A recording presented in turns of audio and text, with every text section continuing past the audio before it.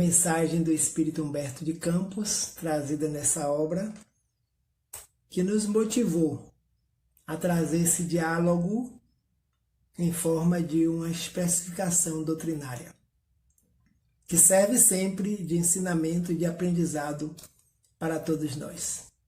Então vejamos a lição a Nicodemos, lição essa que serve para todos nós, espíritos, aprendendo com esse grande mestre chamado Jesus de Nazaré.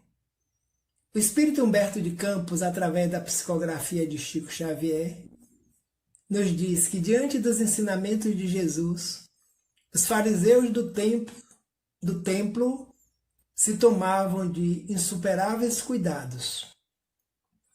Pelo extremado apego aos textos antigos, o mestre, porém, nunca perdeu o ensejo de esclarecer as situações mais difíceis com a luz da verdade que a sua palavra divina trazia ao pensamento do mundo. Então nós conhecemos a atitude dos fariseus ligados à lei antiga, e eles tomavam todo cuidado, cuidados esses até a pontos extremados, pelo apego aos textos, sem perceber que em cada texto tem uma mensagem espiritual, que é a mensagem justamente que vivifica. O mestre, em outras oportunidades, nos diz que cuidado com a letra, que a letra mata, mas o espírito da letra, a essência do que está escrito, é justamente o que nos eleva quando nós compreendemos. Então eles tomavam cuidado extremado com a presença desse Cristo, desse profeta, que estava divulgando a mensagem sobre o reino de Deus. E Jesus nunca perdeu a oportunidade de esclarecer em todas as situações, como ele mesmo disse, eu não vim destruir a lei, mas eu vim dar esclarecimento, eu vim dar prosseguimento a essa lei, trazendo a verdade sobre o reino, independente da forma como esses irmãos fariseus da época e nos dias atuais também se apresentassem.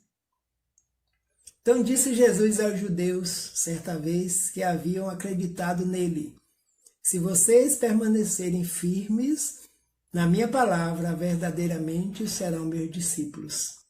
E conhecereis a verdade, e a verdade os libertará. Então, segundo João, no capítulo 8, versículos 31 e 32. Então, aqueles que acreditavam que o acompanhavam, ele alertava: se vocês permanecerem firmes na palavra, aí passarão a ser meus discípulos, ou seja, estar firme na palavra, esforçando para compreendê-la, para vivenciá-la, e vivenciando, vamos aplicando no nosso dia a dia, e com certeza seremos seguidores fiéis dos ensinamentos que ele nos trouxe como exemplo aqui no planeta Terra, na grande escola da vida. Então, independente dos fariseus estarem tomando cuidado para manter a letra, que apenas estava nos textos fria, sem aplicabilidade, sem entendimento, ele enunciava no meio de toda esta situação: e conhecerão a verdade, e a verdade vos libertará. Então, à medida que nós, espíritos, vamos conhecendo o que nós não conhecíamos, trazido pelos grandes benfeitores da humanidade, como hoje estamos buscando a codificação espírita para nortear a nossa vida, nós vamos nos libertando de várias situações vivenciadas no passado e que hoje vamos substituindo por outras situações melhores, mais saudáveis e compreensivas para o nosso processo evolutivo. Então, continuando, o nosso irmão Humberto nos diz que os doutores da lei não conseguiam ocultar o grande descontentamento, porque, não obstante suas atividades derrotistas, as ações generosas de Jesus estavam beneficiando os aflitos e os sofredores. Então não tinham como ocultar, eles estavam preocupados, não conseguiam ocultar esse descontentamento, porque em todos os lugares onde eles estavam, eles se mostravam contrário a esse Jesus, que estava operando na visão deles na época milagres. Mas as ações deles sempre por amor, Ações essas justificadas e baseadas na lei divina, que já alcançou em desenvolvimento na época em que esteve conosco a sua plenitude. Por isso que é o modelo e guia da humanidade e apresentado a todos nós pelos espíritos que trabalharam na codificação da doutrina espírita juntamente com Allan Kardec. Então as ações deles eram generosas, beneficiavam aflitos, angustiados, sofredores que o buscavam e procuravam. Então, diante da forma como eles viam Jesus e como testemunhavam os fatos, as ações desse mestre, não tinham como duvidar que era um espírito amoroso, um espírito elevado, que estava operando em nome de Deus na Terra. Mas eles tramavam, porque o descontentamento era grande e não conseguiam deter as ações desse ser diante da grande realidade daquele momento. Os mais humildes e pobres viam no Messias o emissário de Deus, cujas mãos repartiam em abundância os bens da paz e da consolação. Ou seja, quem são os mais humildes? Os chamados pobres de espíritos. Aqueles que deixaram se envolver, se tocar pela mensagem do Mestre e o buscavam nas suas necessidades. Já os fariseus da época não mantinham distância, porque eles podiam tudo. Eles eram o mais importante naquele momento para a sociedade e não precisavam de outro ser que viesse aclarar as leis, porque eles detinham o poder diante da lei, das leis, eram eles que interpretavam, eram eles que comandavam, eram eles que ditavam as normas, como as leis tinham que ser aplicadas. Já esses chamados humildes e pobres viam em Jesus um emissário de Deus, que estava repartindo em abundância os dons e as potencialidades que ele já havia desenvolvido em si como um espírito perfeito, que veio ter conosco no planeta Terra para conduzir a nossa educação espiritual. Então essa paz, essa consolação era a tônica da humanidade em todos os dias, principalmente nos dias mais aflitivos. E nós, quando passamos por determinadas aflições, lembramos do Messias. Lembramos de Jesus, esse irmão maior, e a ele recorremos e nos dirigimos pedindo ajuda e socorro. Em outra ocasião, João nos escreve no capítulo 10, versículo de 10 a 11, o pastor e o rebanho. Ele já anunciava: o ladrão vem apenas para roubar, matar e destruir. Eu vim para que tenham vida e a tenham plenamente. Eu sou o bom pastor. O bom pastor dá a sua vida pelas ovelhas. Então nós lembramos que as palavras dele eram todas a nível de comparação com as vivências que nós já estávamos acostumados a perceber. O pastor e o rebanho. O papel do pastor, a missão do pastor é seguir, acompanhar, envolver, direcionar o rebanho. Ele disse: eu vim para que tenham vida e a tenham plenamente. Ou seja, vida em abundância, vida de espírito imortal em processo de evolução num plano material, utilizando um corpo físico, mas vislumbrando a descoberta do reino de Deus que está em cada um de nós. E o bom pastor dá a sua vida pelas ovelhas, para defendê-las, para conduzi-las ao aprisco do Pai. E ele deu a vida física no seu retorno ao plano espiritual, pela forma como foi recebido aqui, retorna ao plano espiritual, deixando a vida física e continuando reinando no reino dos céus, que já havia descoberto em si mesmo. Então esse mestre realmente é o nosso pastor e o nosso guia espiritual. Humberto continua nos dizendo: jamais temperava a sua palavra de verdade com as conveniências do comodismo da época. Então ele não veio para se consorciar com os erros e com as posturas inadequadas dos fariseus da sociedade da época, porque ele veio cumprir um papel, uma missão, uma tarefa divina que lhe foi confiada. Então, no livro Boa Nova, Humberto de Campos, que é o mesmo espírito que passou a utilizar o pseudônimo de Irmão X, através da psicografia de Chico, nos traz esse grande livro chamado Boa Nova, onde nos conta os encontros de Jesus, os ensinamentos de Jesus com os apóstolos, com os discípulos, com os doutores da lei da época, de forma simples, de forma clara, verdadeira, para que nós possamos voltar aos ensinamentos do cristianismo na sua essência, no início da sua divulgação, pela vivência desse nosso irmão maior, chamado Jesus de Nazaré. João, capítulo 6, versículo 38. Então pois eu desci do céu, não para fazer a minha própria vontade, mas a vontade daquele que me enviou. Então ele não veio para fazer contratos passageiros com as situações vivenciadas ainda de forma incorreta na terra, quando ele aqui veio.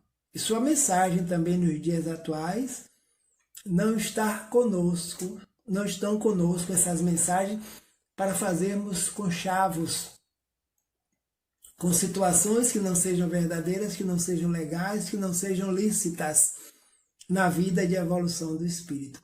Então ele disse, eu desci do céu não para fazer a minha própria vontade. Então é nesse momento que ele diz, eu e o Pai somos um. Então eu vim para cumprir a missão daquele que me enviou. Então, um no sentido de estar integrado com a mensagem, com a lei divina e vivenciando na terra, para nos ensinar, para nos orientar e para nos conduzir à perfeição que está escrita em nossa própria consciência. Seja espírito puro.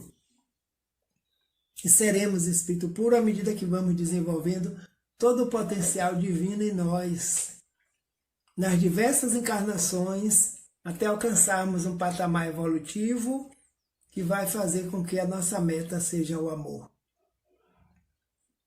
Eram populares que se entregavam à apologia franca da doutrina de Jesus, servos que se sentiam com todo o calor do coração reconhecido, sacerdotes que combatiam abertamente convencionalistas que não o toleravam, indivíduos abastados que se insurgiam contra os seus ensinos. Veja quantos temiam a presença dele, porque estavam enganados, imaginando que ele fosse assumir o reino da terra. Então, populares que se entregavam à apologia franca da doutrina de Jesus.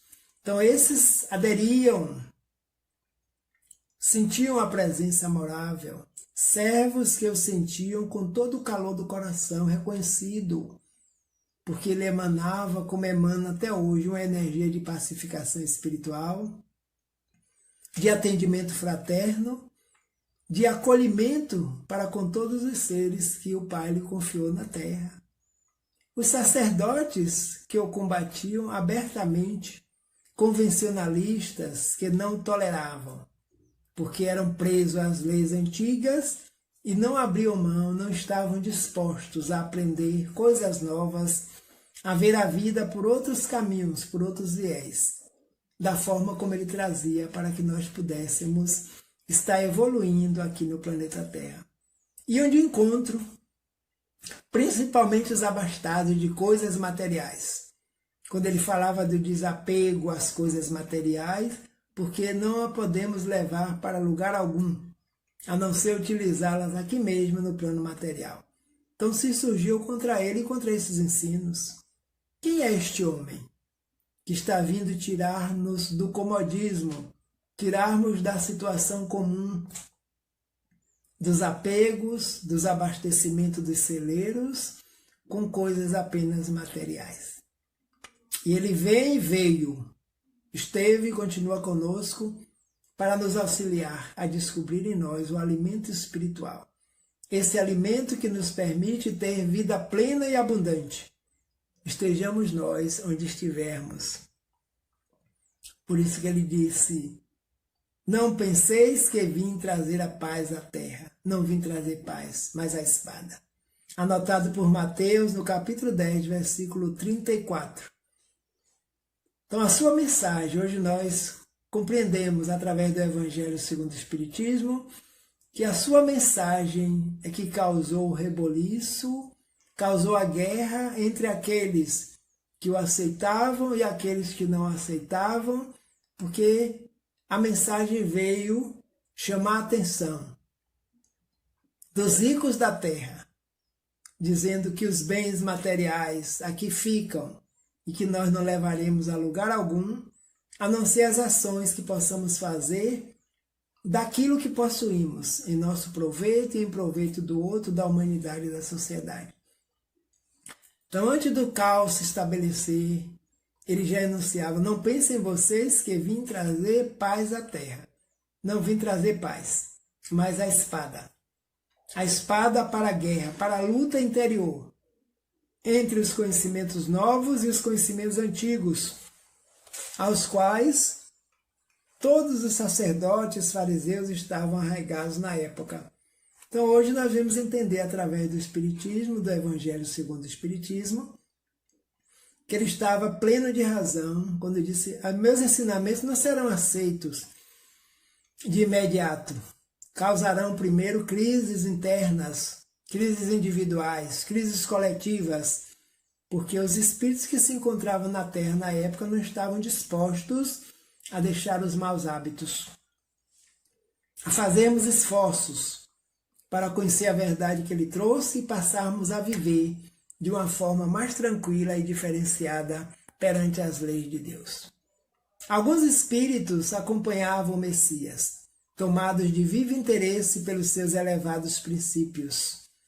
Entre eles figurava Nicodemos, fariseu notável pelo coração bem formado e pelos dotes da inteligência.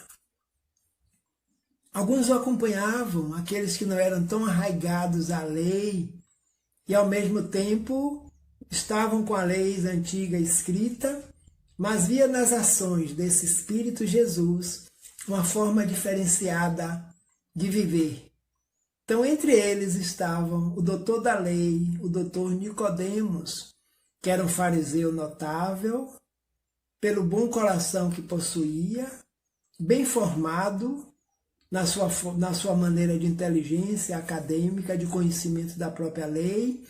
Ele também acompanhava e observava, embora de longe, as ações desse Jesus, como muitos observaram no anonimato, e muitos se transformaram diante de suas ações, diante do seu amor incondicional para com as criaturas. Mas quem é Nicodemos? Vejamos um pouco da história de Nicodemos.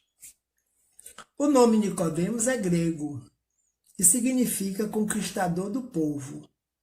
A explicação por seu nome ser de origem grega se dá pelo fato de que, a partir do período dos governantes macabeus, tornou-se comum uma mistura de nomes gregos entre os hebreus.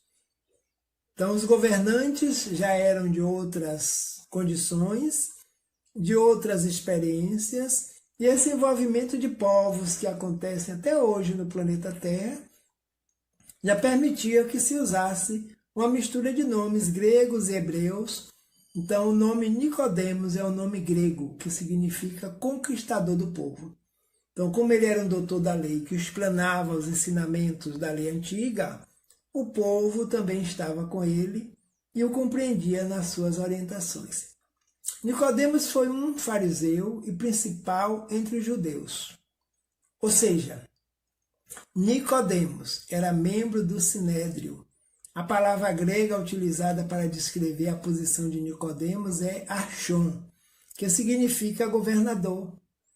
Termo muito usado como uma espécie de título para os integrantes do Sinédrio. Em algumas traduções, o termo também é traduzido como líder dos judeus. Então, membro do Sinédrio. O que era o Sinédrio?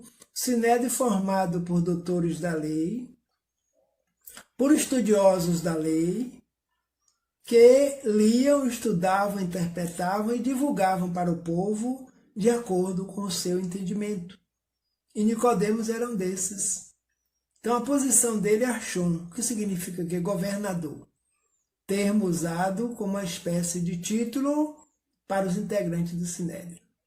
Então, se vem do Sinédrio, que tem a lei antiga como patamar de orientação, esse ser serve e servia para orientar a população de um modo geral.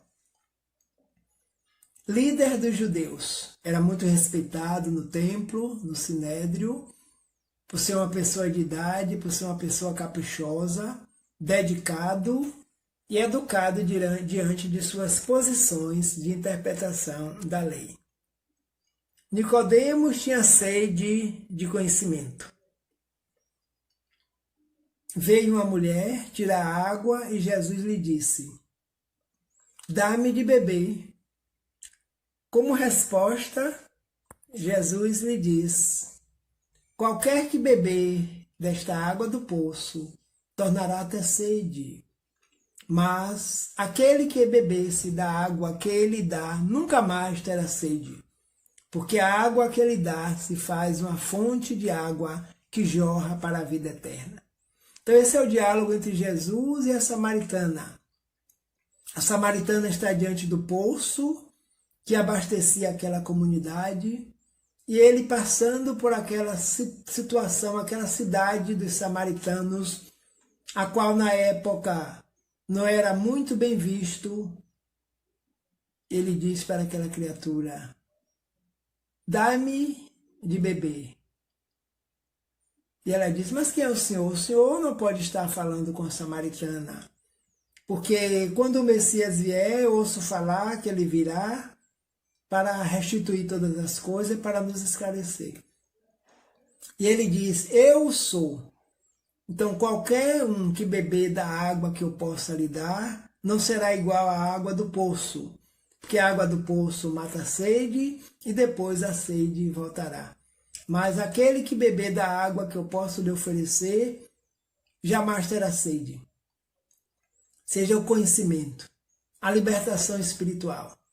E Nicodemos tinha sede de conhecimento, porque ao mesmo tempo que ele estava com as leis dos textos em mão, ele observava as atuações desse Jesus de Nazaré.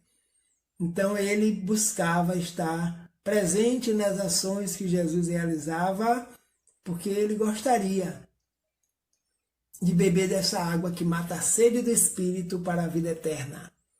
Então ele se faz uma fonte de água que jorra para a vida eterna, a água que ele nos oferece.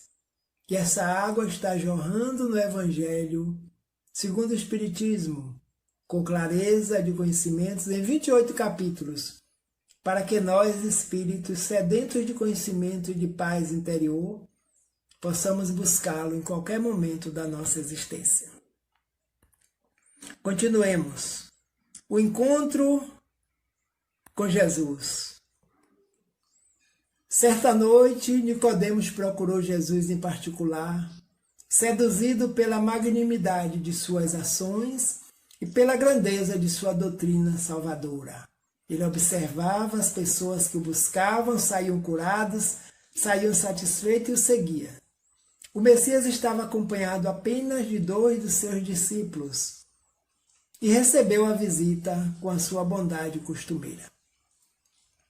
Conta-nos algumas experiências dos Espíritos que Nicodemos procurou Jesus na calada da noite, vestiu seu manto do Sinédrio e saiu em busca e sabia onde Jesus se encontrava hospedado.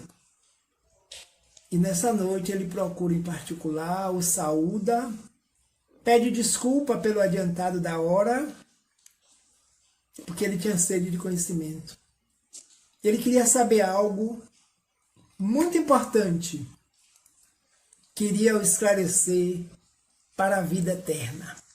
Vejamos esse encontro entre Jesus e Nicodemos relatado pelo Espírito Humberto de Campos na obra Boa Nova. O diálogo. Após a saudação habitual e revelando as suas ânsias de conhecimento, Depois de fundas meditações, Nicodemos dirigiu-se com respeito a ele. Mestre, desculpa-me pelo adiantado da hora.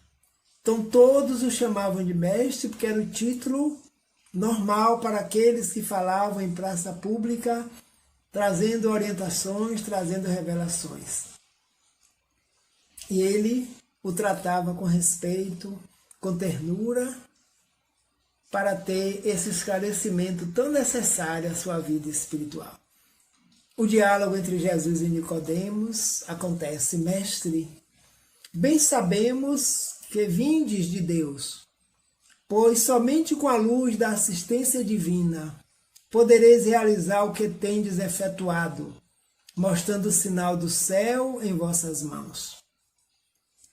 Desejava receber a vossa palavra sobre os recursos de que deverei lançar mão para conhecer o reino de Deus. Então observava que o Espírito operando no nível em que Jesus operava e continua operando, só pode ter sido um enviado de Deus, embora a maioria dos fariseus da época não concordasse com seu procedimento, com a sua forma de atuar, e tinham medo, imaginando que ele veio para assumir o poder temporal. Então, tendes efetuado coisas maravilhosas, mostrando o sinal do céu em vossas mãos, em vosso coração, em vossa mente. E ele perguntava: de que forma? Quais são os recursos que eu preciso lançar mão para conhecer também esse reino de Deus que o Senhor vem anunciar? Esse reino de Deus que o Senhor vem representar aqui na terra, como um grande Espírito que está aqui conosco nesse instante. Dize-me, Senhor. E o diálogo prossegue quando Jesus lhe responde: primeiro que tudo, Nicodemos, não basta que tenhas vivido a interpretar a lei.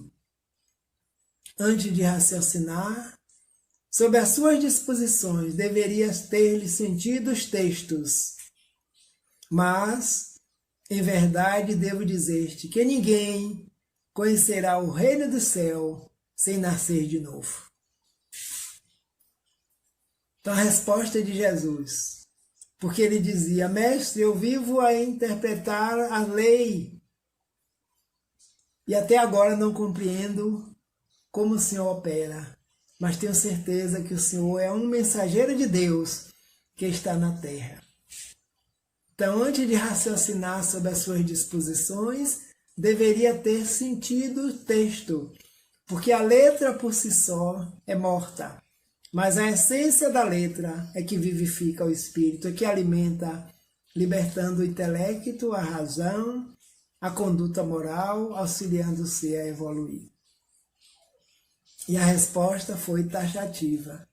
Em verdade te digo, que nenhum homem poderá ver o reino de Deus se não nascer de novo.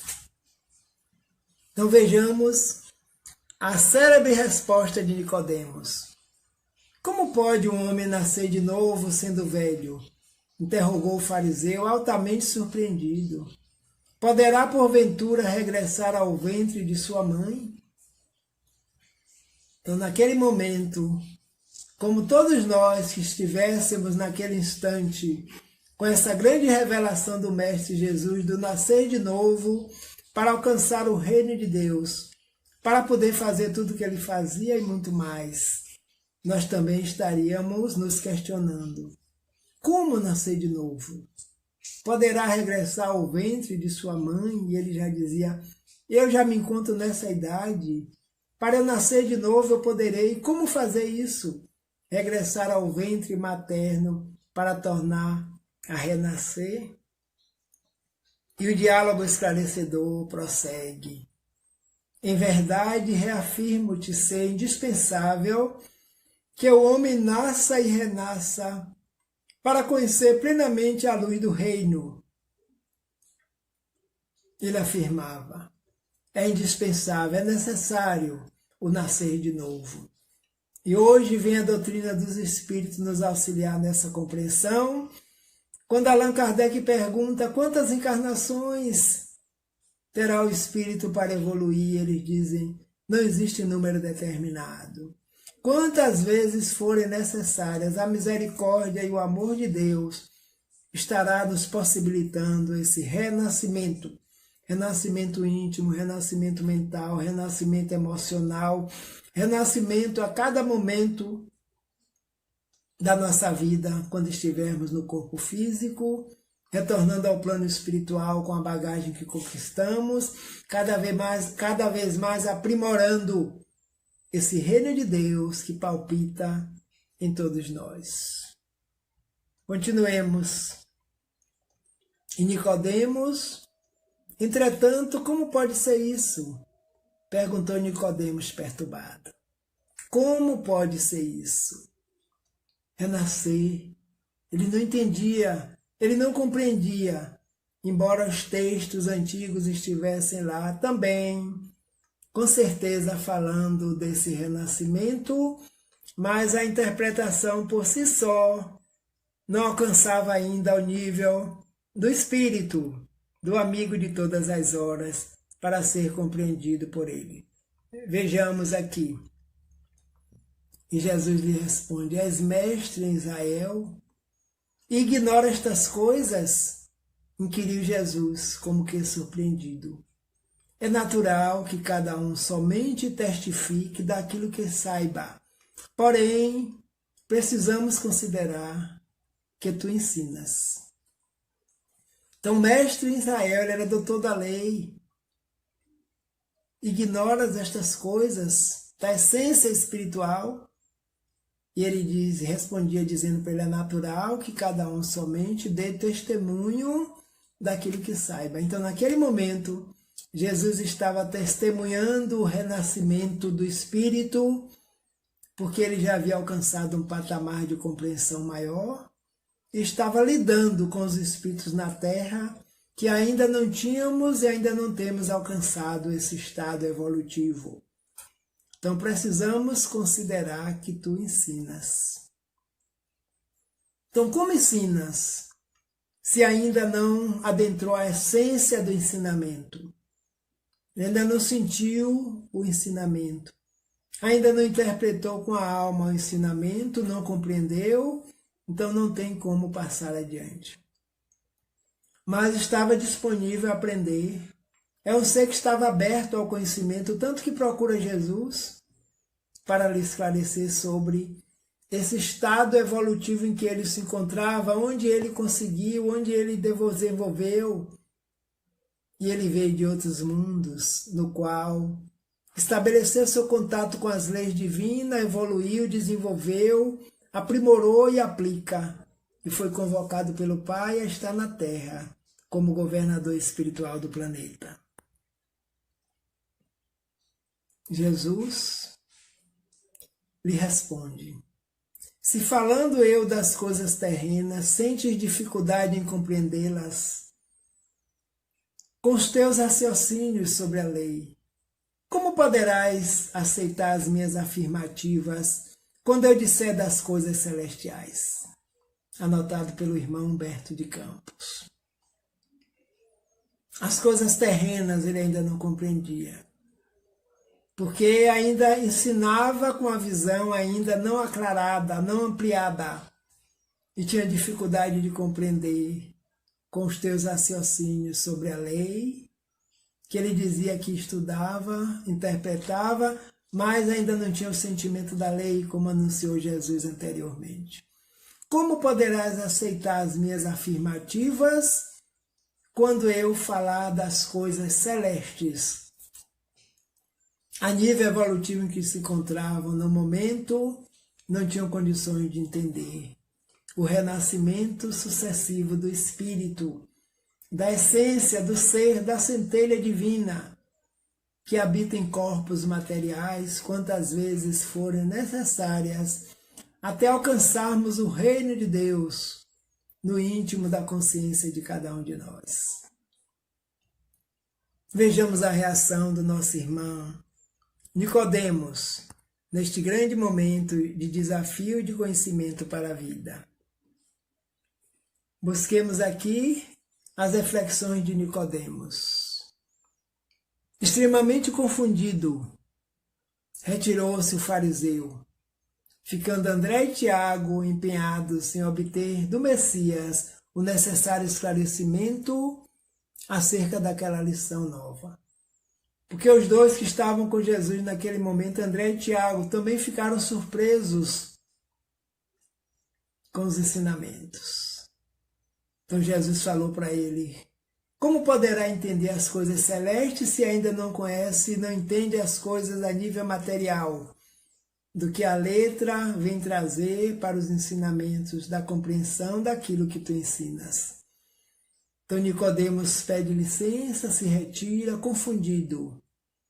E ficou André e Tiago, porque eles ouviram, acompanharam o diálogo entre Jesus e Nicodemos.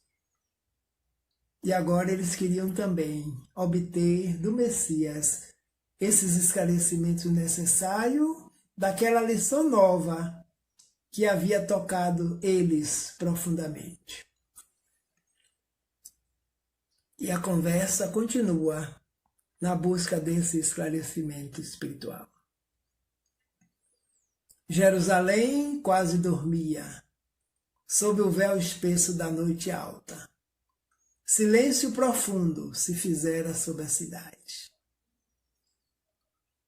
Então Nicodemos retorna para o seu lar, meditativo, reflexivo, entusiasmado com o que ouviu do Mestre. E a cidade já dormia, porque eram altas horas da madrugada, em silêncio profundo. Então aquele silêncio profundo servia de meditação, de reflexão para o grande doutor da lei, diante do ensinamento novo que ele recebia do Messias de Nazaré. Os discípulos André e Tiago, que ficaram com o Mestre, entram em contato com esse novo ensinamento e buscam o Mestre também para os devidos esclarecimentos. Jesus, no entanto, e aqueles dois discípulos continuavam presos à conversação particular que haviam entabulado. Desejavam eles ardentemente penetrar o sentido oculto das palavras do Mestre. Como seria possível aquele renascimento? Se acercaram do Mestre e Jesus estava disponível, assim como esteve para Nicodemos e continua para todos aqueles que desejem conhecer, desejem beber dessa água do conhecimento. Então, o sentido oculto daquelas palavras, porque eles não tinham capacidade ainda do entendimento, como ainda até hoje muitos de nós não conseguimos aquilatar. Como é que o espírito vai e volta quando a gente vê o corpo se desintegrar? A matéria ficar na Terra e voltar para o cosmos, para o todo do fluido universal, aquela vida que se extingue naquele corpo, mas o ser continua a sua trajetória, a sua caminhada, e para retornar, para aprender, descobrir e vivenciar o reino de Deus em si mesmo. As explicações de Jesus, do Mestre. Por que tamanha admiração em face destas verdades? Perguntou-lhe Jesus bondosamente. As árvores não renascem depois de podadas? Com respeito aos homens, o processo é diferente. Mas o espírito de renovação é sempre o mesmo. O corpo é uma veste, o homem é seu dono. Chamando a atenção que o homem é o espírito em estado de evolução espiritual, animando um corpo carnal. O corpo é uma roupagem que nós deixamos e já deixamos várias vezes e vamos deixar ainda, mas nós, a essência, a inteligência, o ser, com diversos potenciais de razão, inteligência, vontade, pensamento contínuo, emoção, razão e sentimento, livre-arbítrio, continuamos a vida. Então, por que tamanha admiração em face dessas verdades que eu vim ensinar? Conhecereis a verdade é que vos libertará. Estejam abertos ao conhecimento. porque sabendo vamos refletir, vamos aceitar ou não, mas o campo é manter a mente aberta para novos conhecimentos. E ele faz uma comparação com as árvores que renascem depois da poda, que todos conhecemos, uma árvore. Então, quando podada, ela se torna mais espessa, mais frondosa e volta à sua normalidade, dando folhas, flores e frutos e sombra para todos. E ele diz, com respeito aos homens, o processo é diferente, mas o espírito é a renovação. É sempre o mesmo. O espírito se renova a cada momento, a cada roupagem. Então nós somos o mesmo espírito criado por Deus, simples e ignorantes, mas hoje estamos no outro patamar. Graças a esse processo, a essa lei de amor, que se chama reencarnação, que permite que nós possamos estar quantas vezes forem necessárias no cenário terrestre para darmos continuidade ao nosso processo de evolução. O corpo é uma veste e nós o utilizamos porque esse agora nos pertence. E Jesus dizia, segundo Humberto de Campos, toda roupagem material acaba rota, porém o homem que é filho de Deus encontra sempre em seu amor os elementos necessários à mudança do vestuário. A morte do corpo, essa mudança é indispensável, porque a alma caminhará sempre através de outras experiências até que consiga a imprescindível provisão de luz para a estrada definitiva do reino de Deus, com toda a perfeição conquistada ao longo dos rudes caminhos. A roupagem material. A matéria tem propriedades, e entre essas propriedades a capacidade de desintegração, de envelhecer, de diminuir o funcionamento dos órgãos que lhe compõem, mas essa roupagem fica, mas o ser continua. A morte do corpo é essa mudança indispensável para que nós, espíritos, possamos estar mergulhados no nosso mundo primeiro, no mundo primitivo, o mundo das essências dos seres desencarnados, das inteligências incorpóreas, como nos diz o Livro dos Espíritos. Então vamos caminhando através das diversas experiências adquiridas, aprimorando cada vez mais. É imprescindível para que brilhe a nossa luz interior, para que nós possamos descobrir o reino de Deus que Ele anunciou que está em nós, que está em nossa consciência, como as leis esculpidas pelo Criador como marca essencial e divina para todos os seres. As caminhadas são rudes, são longas, tem tempestades, tem vendavais, mas nós vamos chegar ao porto seguro que se chama perfeição. Então a roupa material fica, mas a essência espiritual continua e retornará quantas vezes forem necessárias. E André se dirige ao mestre dizendo: Mestre, já que o corpo é como que a roupa material das almas, por que nós somos todos iguais no mundo? Vejo belos jovens junto de aleijados e paralíticos. Imaginemos a pergunta do grande André. Já que o corpo é uma veste material das almas e todos nós nos vestimos de corpos materiais, de tempos em tempos, André lhe pergunta, por que não somos todos iguais? Porque observo no meio da sociedade, no meio da multidão, vejo jovens belos junto de aleijados e paralíticos. Jovens belos caminhando com os pais, com as mães aleijadas, com os irmãos aleijados, paralíticos, cegos, surdos e mudos. Embora todos estejam vestidos com a matéria que é própria do planeta Terra, da escola em que nós nos encontramos, por que passamos por experiências diferenciadas? Era essa a grande dúvida do discípulo André. E vejamos o que o Mestre responde para André, respondendo para todos nós nesse grande momento de transição do planeta, de transição do nosso mundo íntimo para melhor. Acaso não tem ensinado, disse Jesus, que tem de chorar todo aquele que se transforma em instrumento de escândalo?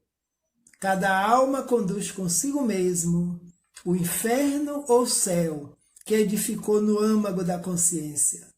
Seria justo conceder-se uma segunda veste para mais perfeita e mais bela ao espírito rebelde que estragou a primeira?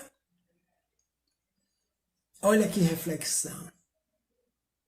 Pelo esclarecimento do Mestre, perguntando para André: acaso não tenho ensinado, disse Jesus, que tem de chorar todo aquele que se transforma em instrumento de escândalo? Ele já havia anunciado sobre o escândalo.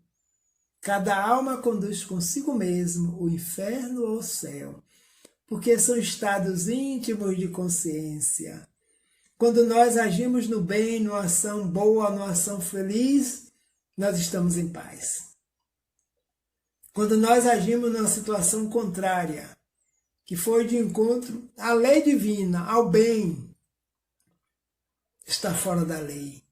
Então essa reação não será boa para aquele que a emitiu, a ação. Porque a toda ação corresponde uma reação de mesma intensidade, porém de sentido contrário. Então ele disse: seria justo oferecer uma roupa nova àquele que não soube utilizar aquela roupa anterior, que estragou a primeira, que rasgou, que feriu, que não soube usar? Responde com pergunta.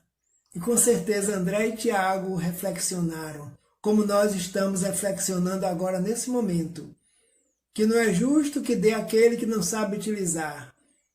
E aí responde para ele a pergunta que foi feita: vejo belos jovens diante de aleijados, de coxos, de cegos, de mudos, de paralíticos, com a roupa diferenciada.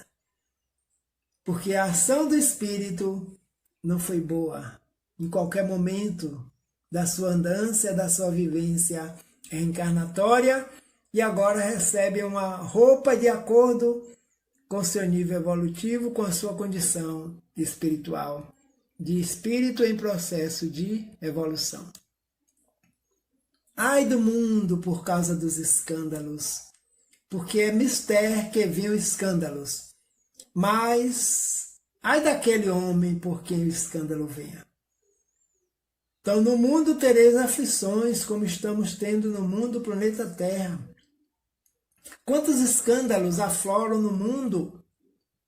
E Jesus já anunciava: ai do mundo por causa dos escândalos, que vem os escândalos, porque a necessidade ainda é inferior dos espíritos, nós que estamos no planeta.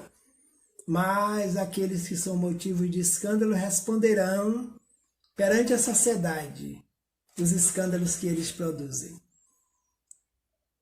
Porque estarão em dissonância com a lei divina.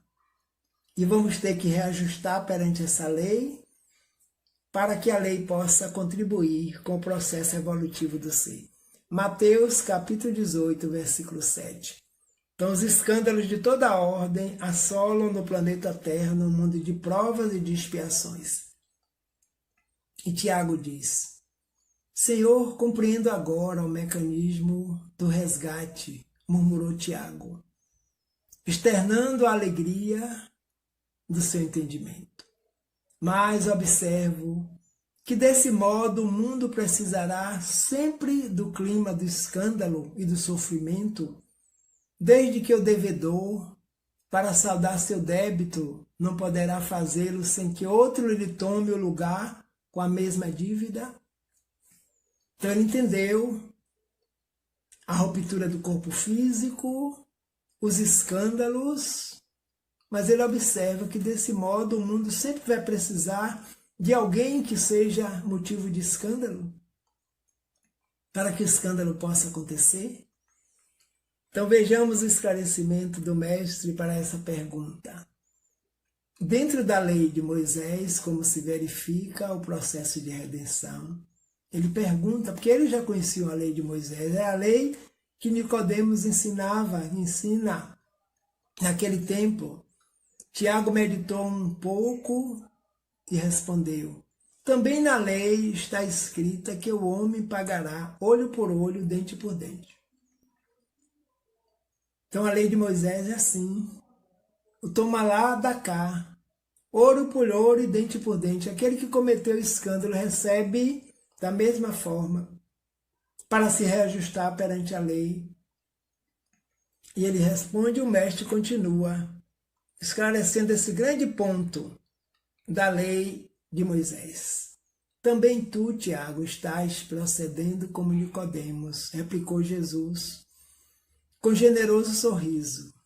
Ainda não ponderaste, talvez, que o primeiro mandamento da lei é uma determinação de amor, acima do não adulterais, do não cobiçarás, está o amar a Deus sobre todas as coisas, de todo o coração e de todo entendimento. Então a lei, porque todos só viam a lei na superfície dos textos, e a essência é o ensinamento maior, que o Mestre vem nos trazer nesse grande momento. Replicou Jesus com generoso sorriso.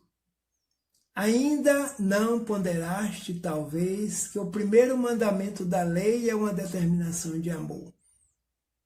Amar a Deus sobre todas as coisas. Não cobiçarás, está o amar a Deus sobre todas as coisas, de todo o coração e de todo entendimento, ou seja, sentir Deus. Como entendemos Deus? Vamos amá-lo. E amando a Deus, nós iremos também perceber o amor em nós, como necessidade do grande crescimento espiritual para a vida. A lei áurea, o amor, só ele cobre a multidão de pecados.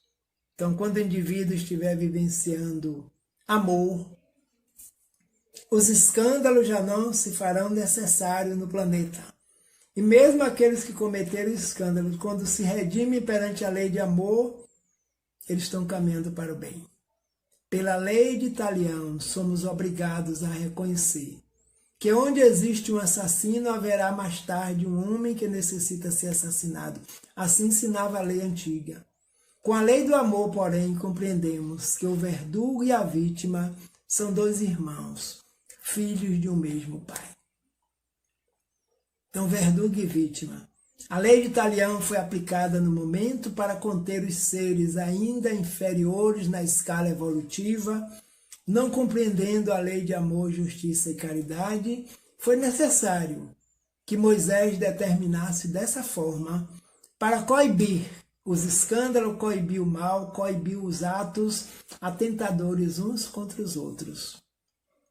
Mas a lei do amor, porém, compreendemos que, com ela, tanto o verdugo como a vítima, ambos somos filhos de um mesmo Pai, estamos em processo de crescimento espiritual, em processo de redenção. E o amor cobre a multidão dos pecados. Então, pecados são atos que vão de encontro para ferir a lei divina em nós. E, como consequência, traz dor e traz sofrimento. Mas esses atos negativos podem ser recuperados através da lei de amor que emana do coração e do pensamento de todos nós. Tempos depois, nós encontramos Nicodemos e Efraim, o coxo, o encontro na porta do templo de Salomão. O templo de Salomão era o templo onde Nicodemos atuava. Certa feita ele encontrou o aleijado, o coxo Efraim, que pediu aos seus amigos que o levassem até a porta do templo de Salomão, bem distante da sua residência, porque ele precisava conversar com alguém que o esclarecesse com o sonho que ele teve. E ele vê o doutor Nicodemos se aproximando na porta do templo e o chama: doutor Nicodemos, doutor Nicodemos. Ele disse: sim, meu filho, o que deseja? Você não está muito longe da sua residência? Ele disse: sim, Mas hoje eu não vim aqui pedir as esmolas comuns. Disse, como assim, meu filho? Eu tenho uma grande dúvida, doutor Nicodemos, de um sonho que eu tive, onde eu me via numa outra situação. Eu tinha certeza que era eu, mas rico, possuidor de bens materiais, que estava infringindo a lei do amor, da justiça e da misericórdia, atentando contra um semelhante. E hoje eu renasci com as pernas retorcidas, sou aleijado, não posso caminhar. Eu me pergunto, será que foi um castigo de Deus pelo ato cometido no passado? Existe uma vida, doutor Nicodemos, antes dessa vida. Vai existir outras depois dessa. E doutor Nicodemos, naquele momento, lembrou do diálogo que ele teve com Jesus. Ele disse, meu filho, eu procurei o mestre de Nazaré, o Jesus, e ele me afirmou que ninguém poderá ver o reino de Deus se não nascer de novo. Nascer de novo para se recuperar.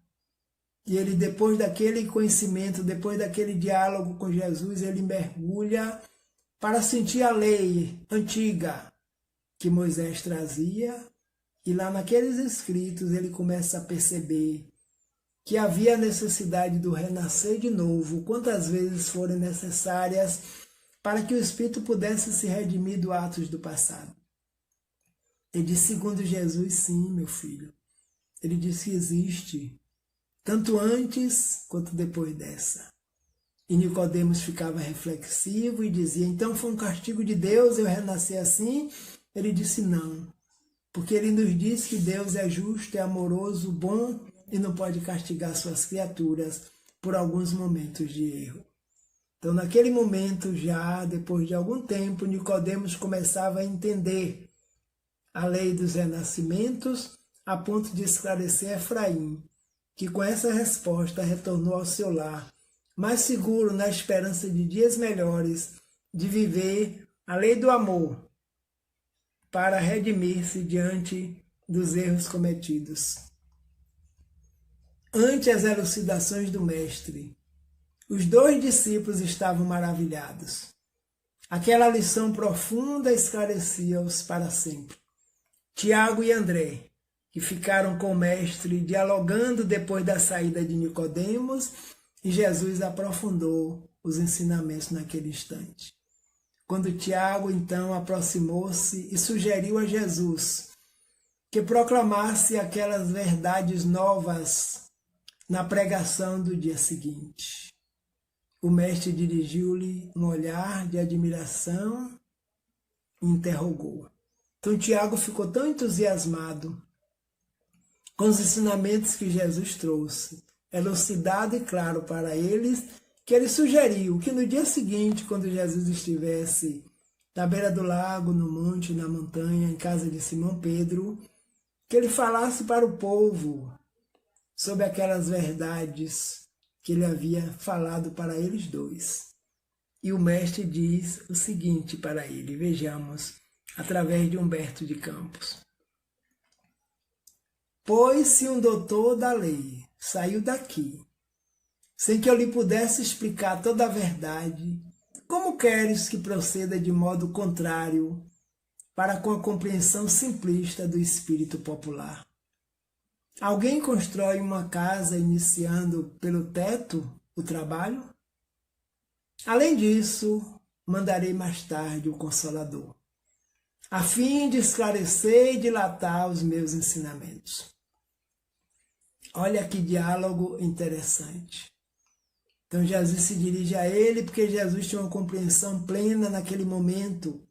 Se ele falou para um doutor da lei que havia tempos estudando as leis e ainda não havia compreendido a questão do renascimento da alma, do espírito, como a população iria compreender?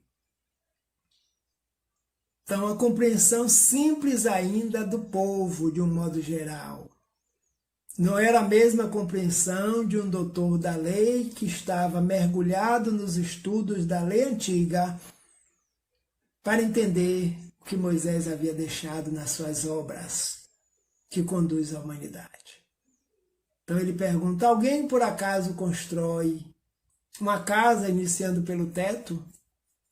Não. Tem que começar pela base. Então, além disso, tenha calma, porque mais tarde, em momento próprio, quando a população tiver outro nível de compreensão, eu enviarei, eu mandarei o Consolador a fim de que possa esclarecer, dilatar, ampliar os ensinos que eu estou dando agora e que nem todos podem ainda compreender. Calaram as derradeiras interrogações. Aquela palestra particular entre o Senhor e os discípulos permaneceria guardada na sombra leve da noite em Jerusalém. Mas a lição a Nicodemos estava dada. A lei da reencarnação estava proclamada para sempre no Evangelho do Reino. A reencarnação é lei, que faz parte da lei divina, da lei justa e amorosa para todos nós. A palestra particular entre Tiago, Jesus e André. Os discípulos que estavam presentes naquele momento e com certeza ele ampliou para os demais também. Então permaneceria guardada na sombra leve da noite em Jerusalém. Estava no ar, estava no espaço, fazia parte da lei. Mas a lição a Nicodemos estava dada. A lei da reencarnação estava proclamada para sempre no Evangelho do Reino. Então Jesus, um ser reencarnacionista, ensinou, falou de forma velada sobre a necessidade do nascer de novo, do espírito voltar ao cenário carnal, qualquer época que fosse necessária. O Consolador prometido. Então, João, capítulo 14, versículo de 15 a 17 e 26. Se me amais, guardai os meus mandamentos. E eu rogarei ao Pai, e ele vos dará outro Consolador, para que fique eternamente convosco, o Espírito da Verdade, a quem o mundo não pode receber, porque não vê nem o conhece. Mas vós o conhecereis, porque ele ficará convosco e estará em vós. Mas o Consolador, que é o Espírito Santo, a quem o Pai enviará em meu nome, vos ensinará todas as coisas e vos fará lembrar de tudo que vos tenho dito. A promessa de Jesus no Evangelho de João. Lembrar o que foi dito e foi esquecido. Dizer o que não poderia ser dito naquele tempo, porque não tínhamos ainda condições espirituais para entender. Só com o tempo, o talismã divino, que se chama tempo, onde o espírito vai amadurecendo, vai ampliando suas capacidades. E ele prometeu, com a condição, se me amais, guardai os meus mandamentos, e eu rogarei. Ou seja, ele ia rogar ao Pai. Ele ia pedir ao Pai que nos enviasse um outro Consolador, para ficar conosco eternamente. O Espiritismo vem confirmar o lema da reencarnação. Nascer, viver, morrer, renascer ainda e progredir sempre. Tal é a lei. Então, o que Jesus falava no passado, os espíritos vieram comprovar pela pluralidade das existências, dizendo através de Kardec, do Livro dos Espíritos, a grande mensagem de libertação espiritual pela reencarnação. Então, com as referências à Boa Nova de Humberto de Campos, o Evangelho segundo o Espiritismo, que nos motivou a fazer essas considerações sobre esse grande ensinamento do Mestre Jesus.